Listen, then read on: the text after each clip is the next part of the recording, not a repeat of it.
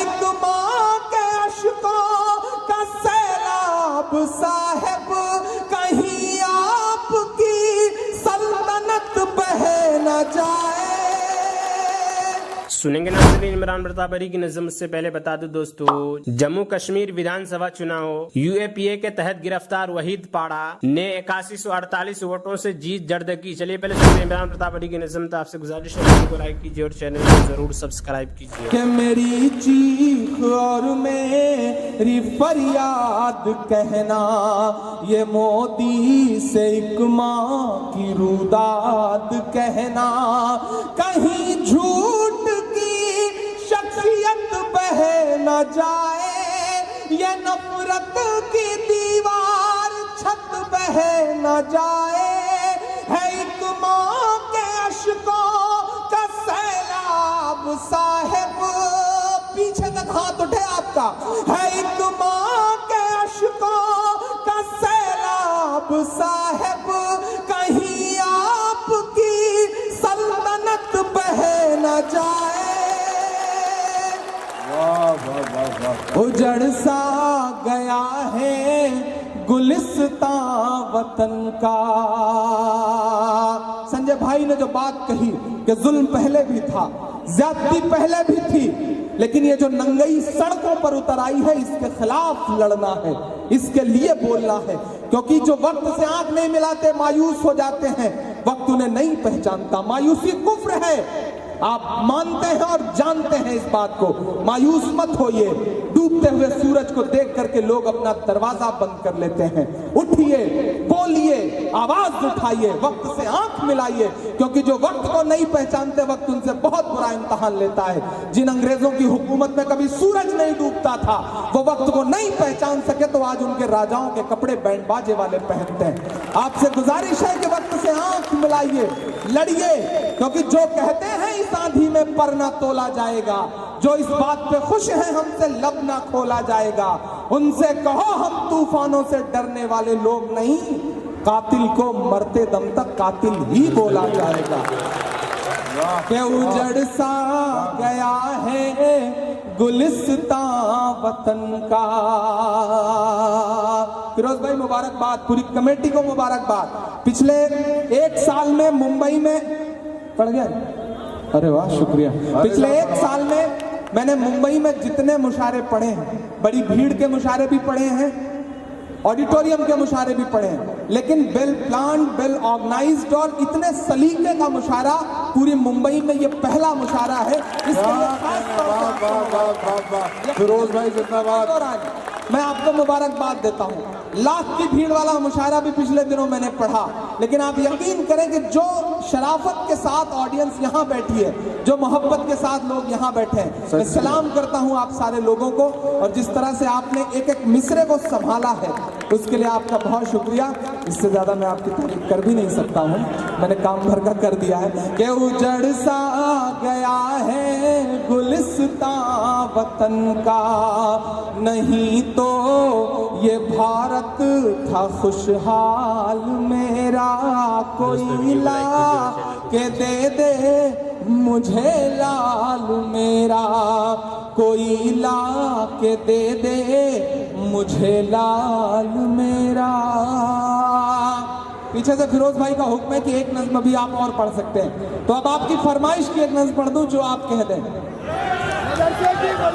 مدرسہ سنا دوں؟ مدرسہ بنا. چلے میں مدرسہ پڑھ دے رہا ہوں، چونکہ مدرسے کے لیے مجھے بہت سارے لوگوں کا حکم بھی ہے. عمران بھائی مدرسہ تو ہم بھی سننا چاہتے ہیں. ارے محبت ہے. دانش بھائی کی محبتوں کو سلام.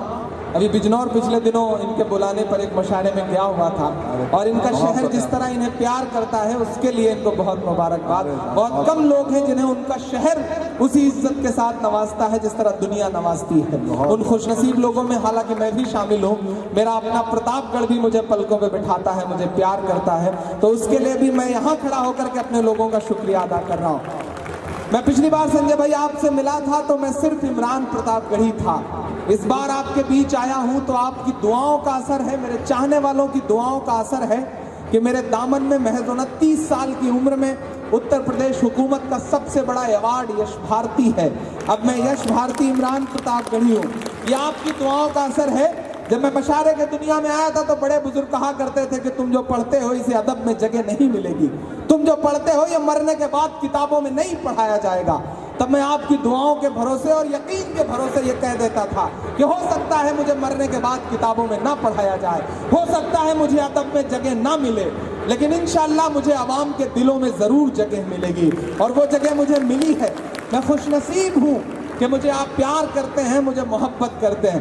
ایک ناظرین، امام پرتاپ گڑھی کی نظم سننے کے بعد آپ اپنی رائے میں کیا کہنا چاہتے ہیں وہ نیچے کمنٹ باکس میں ضرور بتائیں۔ حضرت علقمہ بن سعید اللہ عنہ فرماتے ہیں کہ ایک مرتبہ رسول اللہ صلی اللہ علیہ وسلم نے بیان فرمایا جس میں بعض مسلمان قوموں کی تعریف فرمائی، پھر ارشاد فرمایا یہ کیا بات ہے کہ بعض قومیں اپنے پڑوسیوں میں نہ دین کی سمجھ پیدا کرتی ہے، نہ ان کو دین سکھاتی ہے، نہ ان کو نصیحت کرتی ہے، نہ ان کو اچھی باتوں کا حکم کرتی ہے اور نہ ان کو بری باتوں سے روکتی ہے، اور کیا بات ہے کہ بعض قومیں اپنے پڑوسیوں سے نہ علم سیکھتی ہے، نہ دین کی سمجھ حاصل کرتی ہے اور نہ نصیحت قبول کرتی ہے۔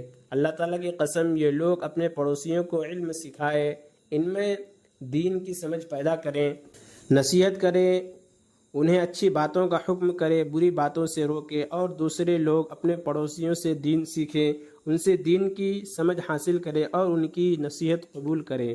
اگر ایسا نہ ہوا تو میں ان سب کو دنیا ہی میں سخت سزا دوں گا۔ اس کے بعد رسول اللہ صلی اللہ علیہ وسلم منبر سے نیچے تشریف لے آئے۔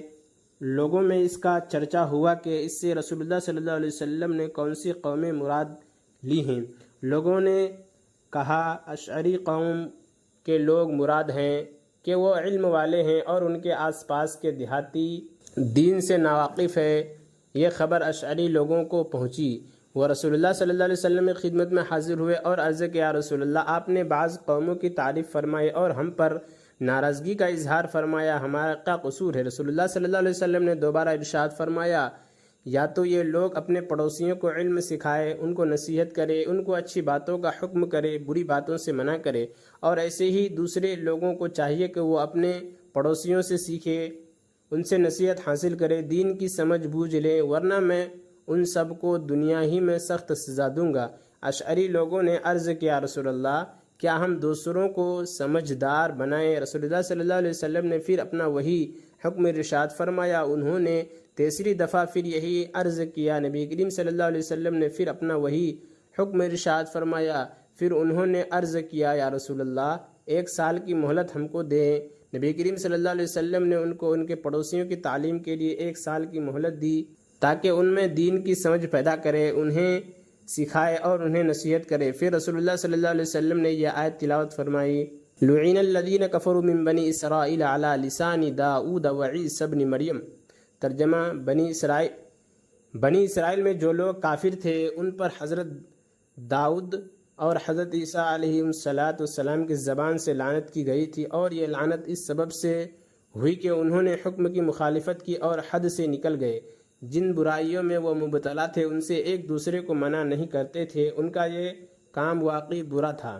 حضرت ابو ہریرہ روایت کرتے ہیں کہ رسول اللہ صلی اللہ علیہ وسلم نے ارشاد فرمایا، جو شخص ہدایت اور خیر کے کاموں کی دعوت دے اس کو ان تمام لوگوں کے عمل کے برابر اجر ملتا رہے گا۔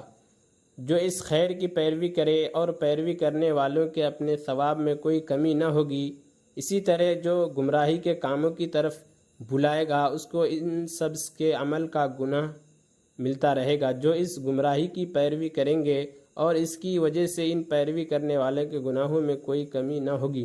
حضرت عبداللہ رضی اللہ عنہ فرماتے ہیں کہ میں گویا رسول اللہ صلی اللہ علیہ وسلم کو دیکھ رہا ہوں کہ وہ ایک نبی کا واقعہ بیان فرما رہے ہیں کہ ان کی قوم نے ان کو اتنا مارا کہ لہو لہان کر دیا، اور وہ اپنے چہرے سے خون پونچھ رہے تھے اور فرما رہے تھے اے اللہ میری قوم کو معاف فرما دیجئے کیونکہ وہ جانتے نہیں ہے۔ اسی طرح کا واقعہ خود نبی کریم صلی اللہ علیہ وسلم کے ساتھ بھی غزوہ احد کے موقع پر پیش آیا۔ حضرت جابر رضی اللہ عنہ فرماتے ہیں کہ صحابہ رضی اللہ عنہم نے عرض کیا رسول اللہ، قبیلہ ثقیف کے تیروں نے تو ہمیں ہلاک کر دیا، آپ ان کے لیے بد دعا فرمائیے۔ آپ صلی اللہ علیہ وسلم نے ارشاد فرمایا اے اللہ قبیلہ ثقیف کو ہدایت عطا فرمائیے۔ اور عمران پرتاپ گڑھی سے جڑی خبروں اور نظموں کے لیے ہمارے اس چینل کو ضرور سبسکرائب کریں۔ ملتے ہیں کسی اور ویڈیو میں ایسے ہی نئی نظم اور نئی خبروں کے ساتھ، تو جب تک کے لیے دیجیے مجھے اجازت اور رکھیے اپنا خیال۔ آپ دیکھ رہے تھے سنہرے لفظ اور میں آپ کے ساتھ محمد ثاقب۔ السلام علیکم ورحمۃ اللہ وبرکاتہ.